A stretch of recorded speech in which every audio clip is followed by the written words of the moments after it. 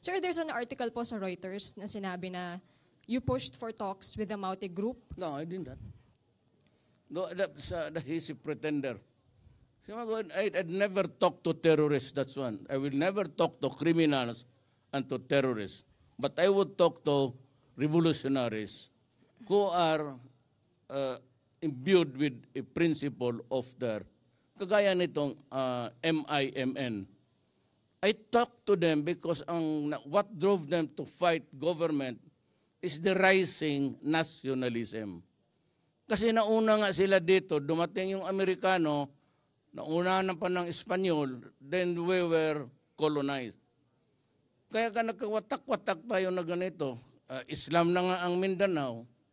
At ano ba namang kasalanan natin pumasok itong mga Espanyol, pati Amerikano?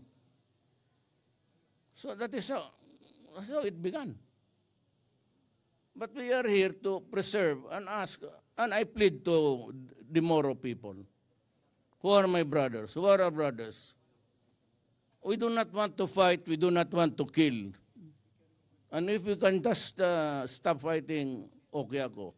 But for those criminals, mga terorista, wala.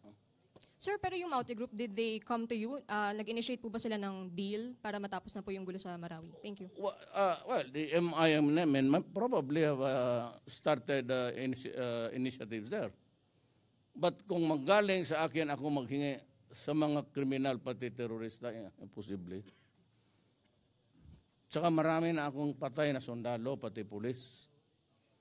Huwag nila akong biruin, mag-istorya-istorya lang tayo. If there has to be peace, it would really be peace. Huwag mo akong laruin yung away ngayon, tapos bukas. Let us finish this once and for all.